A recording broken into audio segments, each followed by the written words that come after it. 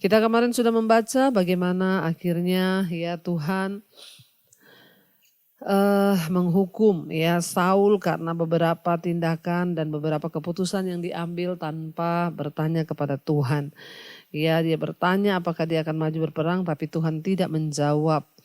Ya, karena sebelumnya Saul pernah bernasar bahwa siapapun yang makan maka dia akan kena kutuk Tuhan. Ternyata Jonathan lah yang ya memakan ya madu dan akhirnya yang ketika Saul hendak membunuh ya Jonathan, tapi rakyat membela dan berkata Jonathan tidak mengetahui akan hal itu. Kita lanjutkan sekarang 1 Samuel pasal 14 ayat yang ke-47. Sekarang kita masuk sudah ke 1 Samuel 15 ya maaf. 1 Samuel pasal yang ke-15 firman Tuhan, judul perikopnya Saul ditolak sebagai raja. Berapa waktu yang lalu kita baru baca tentang bagaimana Saul diangkat menjadi raja. Tapi hari ini kita baca Saul ditolak sebagai raja oleh Tuhan. Pasal 15 ayat yang pertama, berkatalah Samuel kepada Saul, aku telah diutus oleh Tuhan untuk mengurapi engkau menjadi raja atas Israel, umatnya. Oleh sebab itu dengarkanlah bunyi firman Tuhan. Ayat yang kedua, beginilah firman Tuhan semesta alam, aku akan membalas apa yang dilakukan orang Amalek kepada orang Israel karena orang Amalek menghalang-halangi mereka ketika orang Israel pergi dari Mesir. Jadi pergilah sekarang, kalahkanlah orang Amalek, tumpaslah segala yang ada padanya dan janganlah ada belas kasihan kepadanya. Bunuhlah semuanya laki-laki maupun perempuan, kanak-kanak maupun anak-anak yang menyusu, lembu maupun domba, onta maupun keledai. Lalu Saul memanggil rakyat berkumpul dan memeriksa barisan mereka di Telaim. Ada 200.000 orang pasukan yang berjalan kaki dan 10.000 orang Yehuda. Setelah Saul sampai ke kota orang Amalek, disuruhnyalah orang-orang menghadang di lembah. Ya, berkatalah Saul kepada orang Keni, berangkatlah majulah, pergilah di tengah-tengah orang Amalek supaya jangan kulenyapkan engkau bersama-sama dengan mereka. Bukankah kamu telah menunjukkan persahabatanmu kepada semua orang Israel ketika mereka pergi dari Mesir? Sesudah itu menjauhlah orang Keni dari tengah-tengah orang Amalek. Lalu Saul memukul kala orang Amalek, mulai dari Hewila sampai ke Syur. Ya, sampai ke Syur yang di sebelah timur Mesir. Kita lihat di sini ya 1 Samuel pasal yang ke-15. Pada waktu itu berkatalah Samuel kepada Saul, aku telah diutus Tuhan untuk mengurapi engkau menjadi raja. Ya, kalau kita lihat di sini Bapak Ibu bagaimana Samuel itu dipakai Tuhan untuk menyampaikan pesan dan isi hati Tuhan kepada Saul. Ya, dan mengapa Allah memerintahkan pembinasaan total ya kepada orang-orang Amalek? Rasanya kok seperti tidak berkepri kemanusiaan, sebab orang-orang Amalek itu adalah gerombolan teroris yang bergerilya. Ya, mereka itu tanpa belas kasihan, mereka membunuh, mereka menyiksa. Ya, mereka itu teroris yang bergerilya, berpindah dari satu tempat ke tempat yang lain. Ya, dan mereka itu hidup dengan cara menyerang bangsa-bangsa lain dan merampas harta serta keluarga para korban mereka. Ya, dan mereka lah yang mula-mula menyerang orang-orang Israel pada waktu bangsa itu memasuki tanah perjanjian. Lalu mereka terus-menerus menyerang perkemahan Israel. Ya, pada setiap kesempatan Allah mengetahui bahwa orang-orang Israel tidak akan pernah bisa hidup penuh damai di tanah perjanjian selama orang-orang Amalek itu masih ada. Jadi orang-orang Amalek ini adalah orang-orang yang kejam tanpa peri kemanusiaan ya, mereka itu menyerang, membunuh, merampas ya dan tidak ada belas kasihan. Karena itu Tuhan menyuruh untuk menumpas semua mereka ya, disuruh untuk ditumpas. Dan dikatakan di sana ya bahkan Allah juga mengetahui praktik-praktik agama penyembahan berhala yang mereka anut dan betapa bobroknya ya kehidupan bangsa Amalek, sehingga satu-satunya cara ya untuk bisa melindungi orang Israel bahkan orang-orang lain dari mereka itu dengan cara membinasakan dan menghancurkan ya Amalek ini untuk tidak mempengaruhi lagi orang Israel. Ya, jadi saudara kita lihat di sini seringkali Tuhan itu kalau orang itu hidup tidak berdampak, bikin susah orang, ya hanya jadi batu sandungan, ya dibinasakan oleh Tuhan loh ini orang Amalek. Ya, dan dikatakan di sana, ya dan Saul mengumpulkan anak buahnya, ya Saul memanggil semua rakyat berkumpul. Ya setelah Saul sampai ke kota orang Amalek disuruhnya kota-kota orang menghadang di lembah. Dan berkatalah Saul kepada orang Keni, berangkatlah menjauhlah pergilah. Ketika Saul hendak memerangi Amalek, di sekeliling itu ada orang Keni. Orang Keni tidak disuruh untuk dibinasakan karena dulu mereka juga bersahabat dengan orang Israel. Makanya Saul menyuruh untuk mereka pergi. Saul dan anak buahnya tidak menghancurkan semua ya dari yang ada di sana karena memang yang disuruh hanya orang Amalek. Orang Keni dibebaskan oleh Saul suruh pergi. Ayat 6 berkatalah ya, berangkatlah menjauhlah pergilah dari tengah-tengah orang Amalek supaya jangan kulenyapkan kamu. Ya karena mereka dulu bersahabat. Ayat 7 lalu Saul memukul kala orang Amalek mulai dari Hawila sampai ke Syur yang di sebelah timur Mesir. Agak raja orang Amalek ditangkapnya hidup-hidup ya tetapi segenap rakyatnya dirampasnya, ditumpasnya dengan mata pedang. Tetapi Saul dan rakyat itu menyelamatkan Agag dan kambing domba dan lembu-lembu yang terbaik dan tambun. Pula anak domba dan segala yang berharga. Tidak mau mereka menumpas semuanya itu. Lalu segala hewan yang tidak berharga dan yang buruk itulah yang ditumpas. Waktu itu Tuhan berfirman kepada Saul, semua harus ditumpas, semua harus dibinasakan. Makan kambing, domba, semua ya. Tapi Saul tergiur dengan ya dia lihat kambing domba yang gemuk-gemuk, yang tambun ya tidak ditumpas ya karena sayang.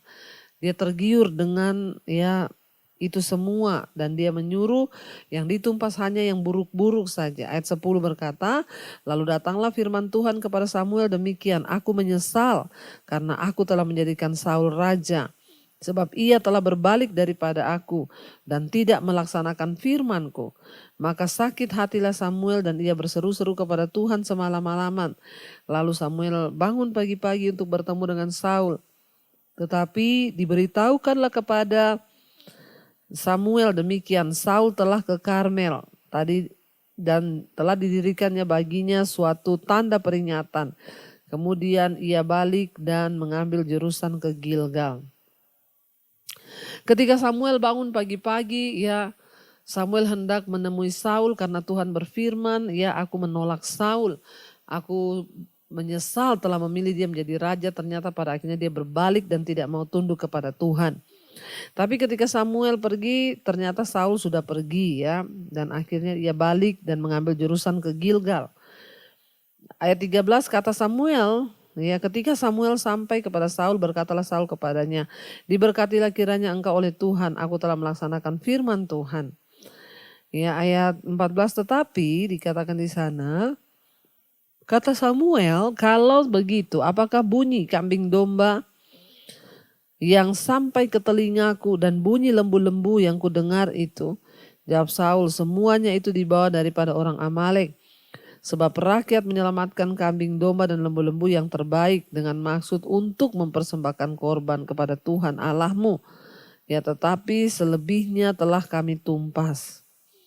Lalu berkatalah Samuel kepada Saul, sudahlah. Aku akan memberitahukan kepadamu apa yang telah difirmankan Tuhan kepadaku tadi malam. Kata Saul kepadanya, katakanlah. Jadi Saul itu ditanya oleh Samuel, kenapa engkau ambil kambing domba itu? Ya bukankah Tuhan sudah suruh engkau untuk membinasakan semuanya? Ya kenapa engkau tidak ya taat kepada firman Tuhan? Ya kenapa engkau tamak ya untuk mengambil apa yang bukan menjadi milikmu, sebenarnya disuruh Tuhan untuk ditumpas. Saul dan anak buahnya tidak menghancurkan semua barang rampasan dari pertempuran sebagaimana yang Allah perintahkan. Ya, tapi mereka malah berkata bahwa itu mereka menyisihkan untuk mempersembahkannya bagi Tuhan. Ya, dan kita lihat di sini hal ini ya diadakannya untuk mencegah ya penyembahan berhala. Tuhan tidak mau. Ya, mereka itu membawa kambing domba itu ya untuk dipersembahkan baginya, padahal Tuhan suruh untuk tumpas habis. Tapi mereka melanggar, bahkan ada barang-barang berharga yang mereka ambil dan itu melanggar hukum-hukum Tuhan. Sehingga ya ketika Samuel bertemu dengan Saul, dia akan menyampaikan, Tuhan berkata, aku sudah menolak Saul. Ya, Saul membohongi Samuel mengenai hasil jarahan itu. Ya, Saul mungkin dia mengira bahwa kebohongannya tidak akan diketahui. Ya, tapi tidak ada yang bisa kita sembunyikan dari Tuhan. Ketika Tuhan yang tahu, ya semua akan dibukakan. Dan orang-orang yang tidak jujur ya segera akan mulai ya terbongkar kebohongan demi kebohongan yang mereka bangun di sekeliling diri mereka sendiri. Ya, dan akhirnya Samuel berkata, itu bunyi domba-domba apa, kambing-kambing apa? Dia bilang, oh itu akan kita persembahkan sebagai korban kepada Tuhan. Dan ya Samuel berkata kepada Saul, ya aku akan memberitahukan kepadamu apa yang disampaikan Tuhan kepadaku tadi malam. Ayat 17, sesudah itu berkatalah Samuel, bukankah engkau walaupun engkau kecil pada pemandanganmu sendiri telah menjadi kepala atas suku-suku Israel? Ya, dan bukankah Tuhan telah mengurapi engkau menjadi raja atas Israel? Tuhan telah menyuruh engkau pergi dengan ya pesan, pergilah tumpaslah orang pendosa itu, yaitu orang Amalek. Perangilah melawan mereka sampai engkau membinasakan mereka. Tidak ada yang terkecuali ya. Mengapa engkau tidak mendengarkan suara Tuhan? Mengapa engkau mengambil jarahan dan melakukan apa yang jahat di mata Tuhan? Lalu kata Saul kepada Samuel, aku memang mendengarkan suara Tuhan dan mengikuti jalan ya yang telah ya disuruh Tuhan kepadaku. Dan aku membawa Agag, raja orang Amalek. Tetapi orang Amalek itu sendiri telah kutumpas. Tapi rakyat mengambil dari jarahan itu kambing domba dan lembu-lembu yang terbaik yang akan dikhususkan untuk ditumpas ya. Itu untuk dipersembahkannya kepada Tuhan Allahmu di Gilgal. Ya, dan Bapak Ibu, Saul itu terlalu berpikir dengan kekuatannya, dia semua apa-apa dia pikir dengan dia melakukan dengan kekuatan kemampuannya itu semua akan ya menyenangkan hati Tuhan. Dia sangat tipis antara kita ini mau menyenangkan Tuhan atau mengikuti ambisi atau keinginan diri sendiri. Saul gagal, ya bahkan dia sempat ngomong bahwa dia mau mempersembahkan untuk Tuhan, ternyata Tuhan tidak berkenan. Kita akan lanjut pada ayat yang ke-22 sekarang, 1 Samuel 15 ayat 22. Tetapi jawab Samuel ya, ketika Saul berdalih bahwa dia akan mempersembahkan korban lembu-lembu tampun itu, ya Samuel berkata, tetapi jawab Samuel, apakah Tuhan itu berkenan kepada korban bakaran dan korban sembelihan, sama seperti kepada mendengar suara Tuhan? Sesungguhnya mendengarkan lebih baik daripada korban sembelihan, memperhatikan lebih baik daripada lemak domba-domba jantan. Karena Saul berkata bahwa dia terpaksa mengambil ya lembu-lembu yang tambun, yang gemuk itu untuk dipersembahkan sebagai korban. Lalu Samuel berkata, engkau pikir karena engkau akan mempersembahkan sebagai korban itu kepada Tuhan, apakah Tuhan itu tertarik? Apakah Tuhan itu senang dengan korban-korban yang engkau bawa? Ya, Samuel mengingatkan Saul, dia berkata Tuhan lebih senang kepada ketaatan ketika engkau mendengarkan suara Tuhan. Ya, tidak ada yang lebih penting di dalam hidup ini, dalam pengiringan kita kepada Tuhan selain mendengar suara Tuhan dan mentaatinya. Seberapa besar pun persembahan yang engkau bawa, mau engkau bayar perpuluhan tiap bulan, mau engkau bayar buah sulung, mau engkau bayar apapun, kalau engkau tidak hidup dalam ketaatan, ya mendengarkan suara Tuhan, maka semua itu tidak berguna.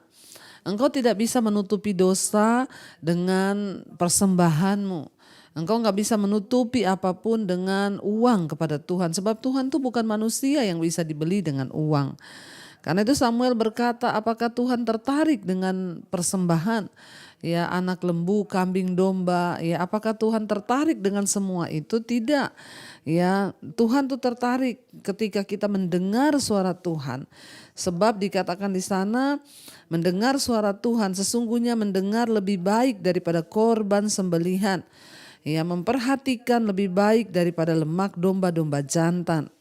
Sebab ayat 23, pendurhakaan adalah sama seperti dosa bertenung dan kedegilan adalah sama seperti menyembah berhala dan terafim. Karena engkau telah menolak firman Tuhan, maka ia telah menolak engkau sebagai raja. Ya, jadi ini adalah dikatakan ya bahwa Tuhan itu ya tidak tertarik dengan korban-korban ya, dan ini adalah tempat pertama dari banyak tempat di Alkitab yang menyatakan tentang mendengar lebih baik daripada kurban sembelihan. Ya, kita sudah membaca ayat ini tertulis di beberapa kitab ya. Di Mazmur ada, ya di Amsal ada, di Matius juga ada, di Yesaya ada, di Ibrani ada. Tentang ayat ini, apakah Tuhan itu berkenan kepada korban bakaran dan korban sembelihan sama seperti kepada mendengarkan suara Tuhan? Sesungguhnya mendengar lebih baik daripada korban sembelihan, memperhatikan lebih baik daripada lemak domba-domba jantan. Sebab pendurhakaan adalah sama seperti dosa tenung dan kedegilan adalah sama seperti menyembah berhala dan terafim. Jadi ya Bapak Ibu, kita bisa belajar hari ini dari Saul. Ya, apakah Samuel mengatakan bahwa kurban tidak penting? Ya, tidak. Tetapi Samuel sedang mendorong Saul untuk melihat pada alasan-alasannya kenapa dia mau mempersembahkan korban. Ya, jangan ya hanya karena ya kita berpikir kita bisa mempersembahkan uang yang banyak atau apapun yang banyak. Ya, tetapi kita justru sedang melakukan transaksi ya antara Allah dengan manusia secara fisik ya, menunjukkan ya itu dosa yang besar di hadapan Tuhan. Kita berpikir bahwa Tuhan itu cukup kita bayar aja, kasih kurban. Ya sudahlah, yang penting sudah beres, sudah menang. Saul berpikir. Tapi ternyata Tuhan marah ya karena ketidaktaatan Saul.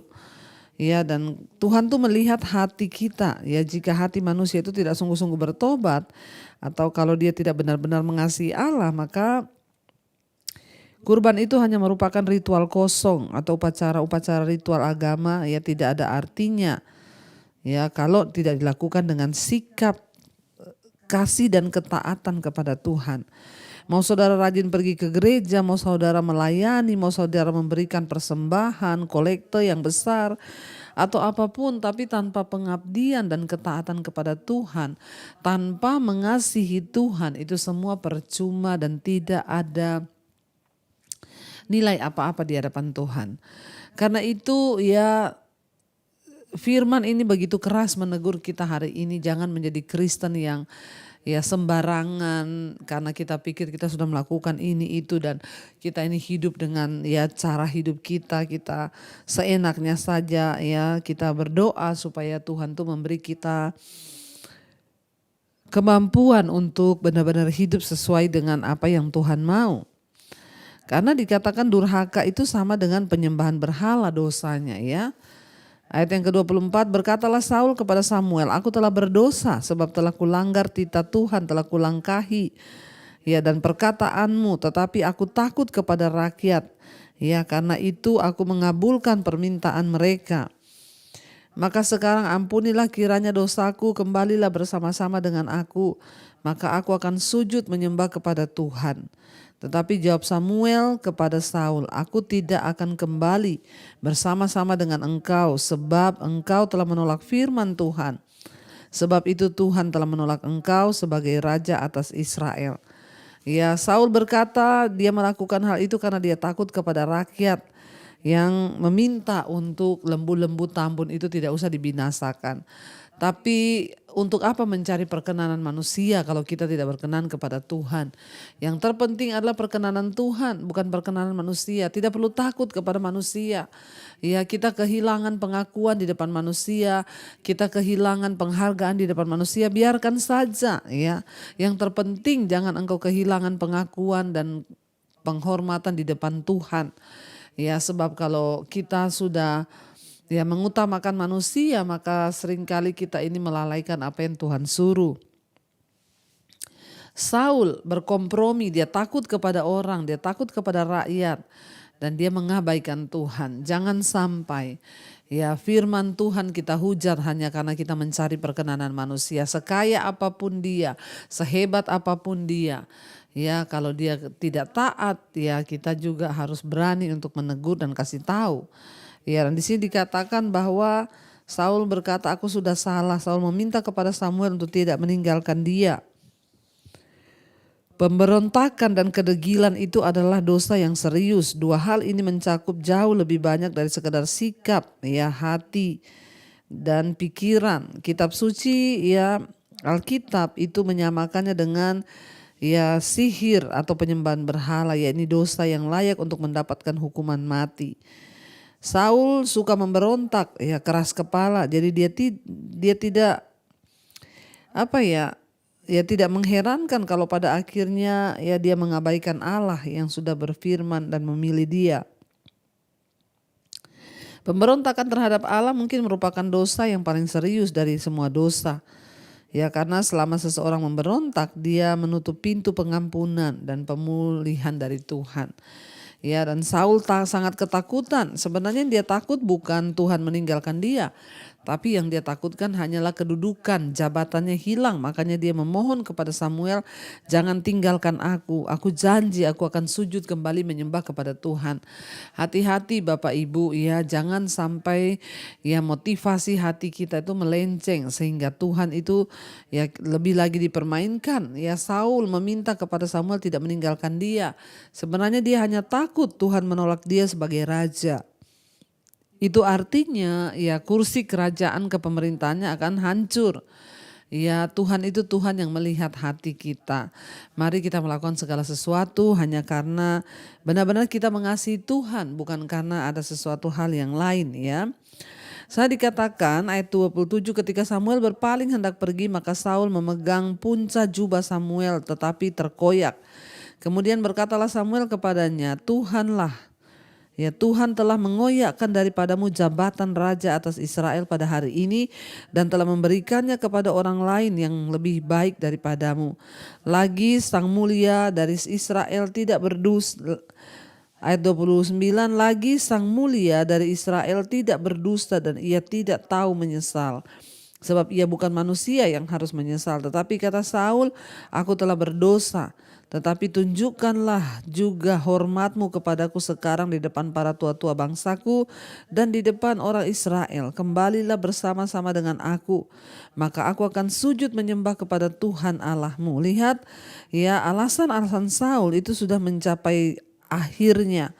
Ini adalah waktu perhitungan. Allah tidak menolak Saul sebagai manusia tetapi sebagai raja. Bayangkan akhirnya Saul juga berkata kepada Samuel, tunjukkanlah hormatmu kepadaku di depan para tua-tua dan seluruh rakyat.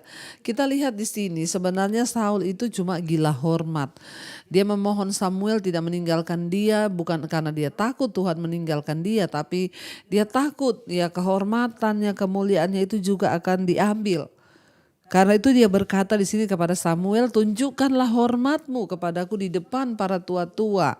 Dan akhirnya kita melihat di sana dia menarik jubah Samuel ketika Samuel hendak berpaling, tapi jubah itu terkoyak dan Samuel berkata, saat ini juga Tuhan telah mengoyakkan kerajaanmu. Saul lebih mementingkan apa yang akan dipikirkan orang mengenai dirinya daripada hubungannya dengan Tuhan. Dia enggak pikir pemberontakannya kepada Tuhan itu sebagai dosa yang harus dia sesali. Dia hanya pikir, aduh nanti orang enggak hormat sama dia lagi, kehilangan jabatan dan lain sebagainya. Dan itulah yang menyebabkan memang Tuhan melihat hatinya Saul. Tetapi itulah memang akibat bangsa Israel mendesak Tuhan untuk beri mereka raja, sehingga Tuhan mengangkat Saul ya pada waktu itu atas permintaan orang Israel yang sudah menolak Tuhan. Ya, dan di sana dikatakan ayat yang ke-31, sesudah itu kembalilah Samuel mengikuti Saul dan Saul sujud menyembah kepada Tuhan. Ayat 32, lalu berkatalah Samuel, bawalah kemari ya Raja Agag, Raja Amalek itu. Dengan gembira Agag pergi kepadanya, sebab pikirnya sesungguhnya kepahitan maut telah lewat. Tetapi kata Samuel, seperti pedangmu membuat perempuan-perempuan kehilangan anak, demikianlah ibumu akan kehilangan anak di antara perempuan-perempuan. Sesudah itu Samuel mencincang Agag di hadapan Tuhan di Gilgal. Kemudian Samuel pergi ke Rama, tetapi Saul pergi ke rumahnya. Di Gibea Saul, sampai hari matinya Samuel tidak melihat Saul lagi. Tetapi Samuel berduka cita karena Saul, dan Tuhan menyesal karena ia menjadikan Saul raja atas Israel. Ya, jadi kita melihat di situ ya, sementara Saul masih bertahta, dia nggak langsung turun saat itu, dia masih terus menjadi raja ya. Dan Samuel nanti kita lihat di berikutnya akhirnya ya bagaimana Tuhan itu memilih penggantinya penggantinya Saul yang akhirnya diurapi oleh Samuel, yaitu Daud, raja berikut di Israel ya, raja kedua yang diangkat Tuhan ya. Dan kita akan melihat bagaimana akhirnya Daud menjadi pahlawan dengan cara Tuhan diangkat untuk menggantikan Saul.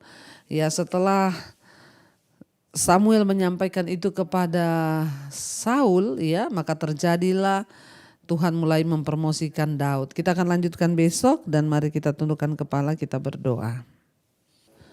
Terima kasih Bapa, kami bersyukur Tuhan Engkau sendiri yang sudah membukakan rahasia firman-Mu bagi setiap kami, sehingga kami mengerti semua apa yang sudah kami dengar, bahwa Tuhan lebih tertarik dengan ketaatan kami, mendengarkan suara Tuhan itu yang lebih baik daripada sekedar mempersembahkan korban.